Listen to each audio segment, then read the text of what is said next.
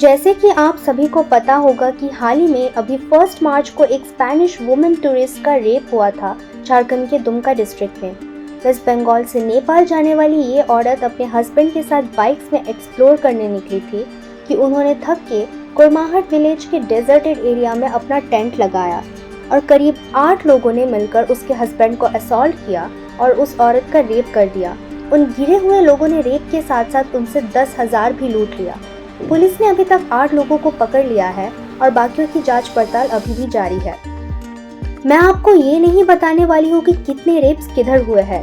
हजारों रेप्स तो हर दिन, हर घंटे, हर मिनट हो जाते हैं और हमें उनकी खबर तक नहीं पहुँचती। क्या पता अभी भी कहीं ना कहीं रेप्स तो कहीं डोमेस्टिक वायलेंस, असॉल्ट, अब्यूज सब कुछ हो ही रहा होगा। लेकिन मीडिया वालों को ये सब इम्पोर्टेंट टॉपिक्स कवर करने के लिए टाइम ही कहाँ रहता है। उनके पास ये टॉपिक छोड़कर हर टॉपिक को कवरेज देने के लिए टाइम रहता है। सिर्फ यही नहीं, इनफैक्ट पॉलिटिशियंस और मिनिस्टर्स भी इन मैटर्स को अवॉइड करती है। और मैं ये समझाना चाहती हूँ कि ऐसी क्या चीज़ है जो मर्द को इतना घटिया हरकत करने पर मजबूर करती है। क्यों करते हैं मर्द ये घिनौनी हरकत और क्या सोच के करते हैं।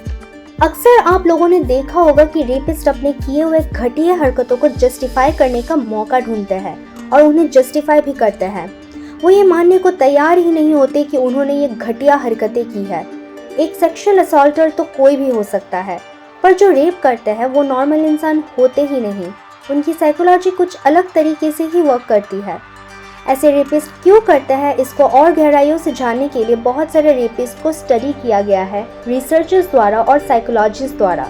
उनके माइंडसेट्स को समझने की कोशिश की जा चुकी है और सारे में कुछ ट्रेट्स काफ़ी कॉमन निकले हैं, जैसे कि lack of empathy, narcissism, feelings of hostility towards women.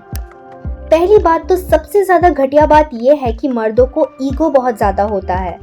उन्हें बचपन से ही वैसा बना दिया जाता है हमारे सोसाइटी में कि डोमिनेंट बने रहना है, सबमिसिव नहीं बनना है, मर्द पहले आना चाहिए। कुछ भी करो, उनकी टॉक्सिक मैस्कुलिनिटी बीच में घूम फिर के कहीं ना कहीं से आ ही जाती है। स्टडीज ये भी शो करती है कि toxic masculinity one of the greatest reasons है रेप कल्चर का। रेप कोई एक बिहेवियरल या मेंटल डिसऑर्डर नहीं है, क्रिमिनल ऑफेंस है, नो मैटर उसे एक नॉर्मल इंसान करता हो या कोई और। हमारे देश में रेप क्राइम रेट बहुत हाई है, क्योंकि होगा ही ना। हमारे देश में औरतों को दबाकर जो रखा जाता है, सोसाइटी में चलेगी तो मर्द की ही, और अगर औरत आवाज उठाई तो उनका कैरेक्टर खराब हो जाता है और चुप ना रहे तो डोमेस्टिक वायलेंस या रेप करके मार दिया जाता है।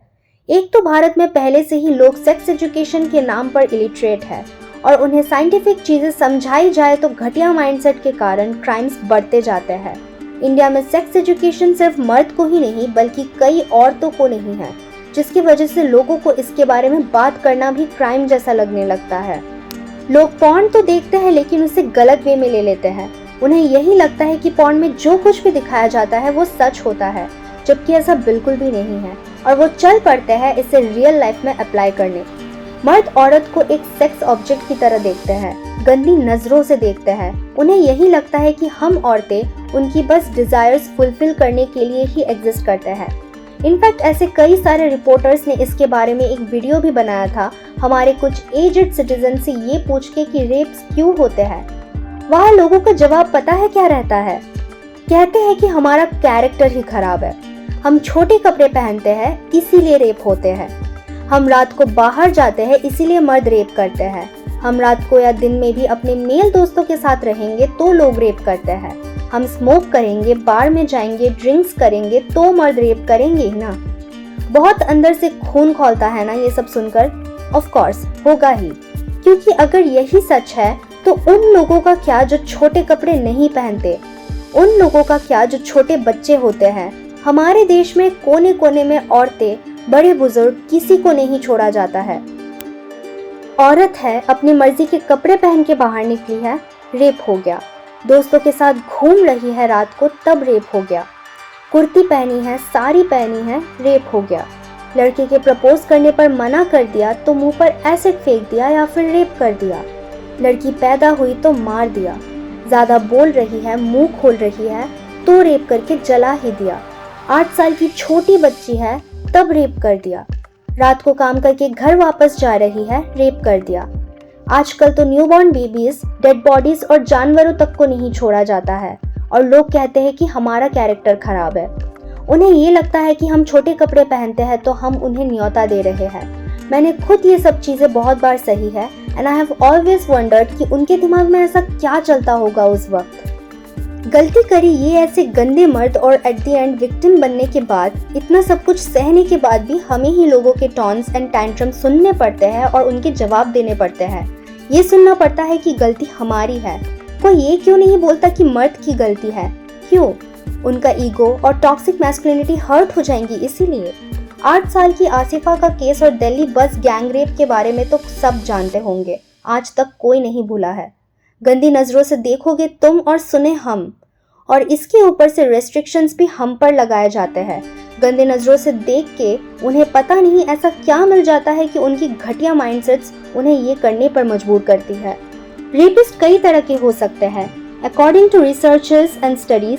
पहला, अपॉर्चुनिस्टिक रेपिस्ट, जो ड्रिंक्स करके खुद की कंट्रोल खोने के बाद सही मौका मिलते ही औरतों को फंसाकर रेप कर डालते हैं।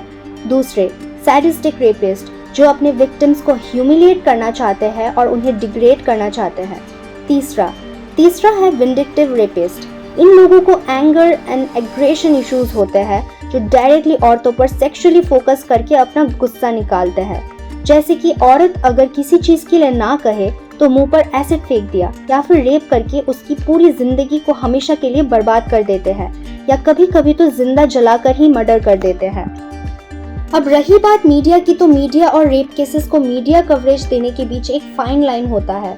ऑल्दो इंडिया में इतने ज़्यादा रेप केसेस होते हैं कि मीडिया हर क्राइम्स को कवरेज नहीं दे सकती, पर मीडिया में ऐसे क्राइम्स कवरेज पीक हुई है इंडिया के आज तक के सबसे ब्रूटल गैंग रेप के बाद से, जो 16 दिसंबर 2012 को हुई थी। हमारी सोसाइटी जिस तरह से बनी हुई है शुरू से ही औरतों के अगेंस्ट है।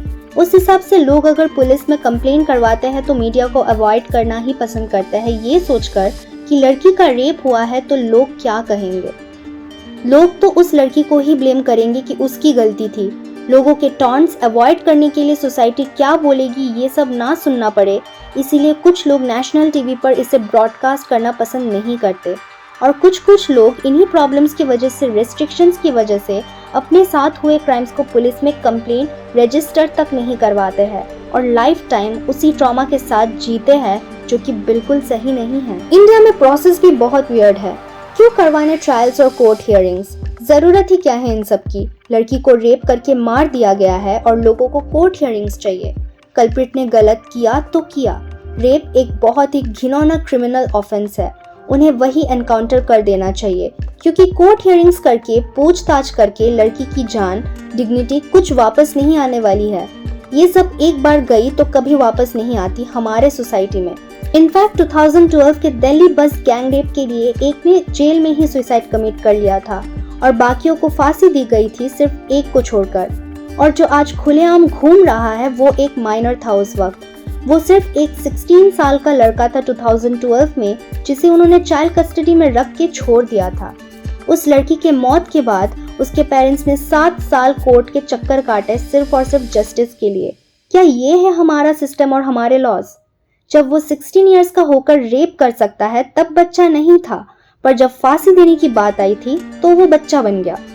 सच कहूँ तो दामिनी को फिर भी आज तक पूरी जस्टिस नहीं मिला है कभी। और जब डॉक्टर प्रियंका रेड्डी के रेप केस में एक कल्प्रिट को पुलिस ने डायरेक्टली पकड़ के एनकाउंटर कर दिया था, तो पुलिस को कोर्ट हियरिंग्स करने पड़े थे। एक पुलिस ने एनकाउंटर करके सही काम किया तो बात उसी पुलिस वाले पर बैकफायर कर गई, जबकि सारे सिटीजन्स ने उसे सपोर्ट किया था। क्या फायदा इन लॉस का जब हम अपने ही देश के औरतों को प्रॉपरली जस्टिस नहीं दे पाते हैं, जहां बेटी बचाओ बेटी पढ़ाओ नारे लगवाए जाते हैं। क्यों बचाना है बेटियों को? बेटियां खुल के क्यों नहीं रह सकती? बेटों को क्यों नहीं सिखाया जाता कि क्या सही है और क्या गलत? और हमारे सिस्टम में ऐसे कुछ अमेंडमेंट्स लाने चाहिए जहां बेटों को सिखाया जाए कि क्या सही है और क्या गलत है। एजुकेशन सिस्टम में सेक्स एजुकेशन को भी बढ़ावा देना चाहिए। प्लस एनकाउंटर करने में कुछ बुरा नहीं है जब बात एक औरत की इज्जत पर आती है। और रही बात हमारे खुद की सोच की, वो हमारे ऊपर है कि हम अपने माइंडसेट को घटिया ना बना के पॉजिटिव कैसे बनाएं। आप क्या सोचते हो इसके बारे में? कमेंट में शेयर करो। अगर आपको ये वीडियो इन्फॉर्मेटिव लगी तो जुड़े रहिए ऐसे और भी कई सारे इंटरेस्टिंग इन्फॉर्मेशंस के लिए और चैनल को लाइक, शेयर और सब्सक्राइब करना ना भूलिएगा। धन्यवाद।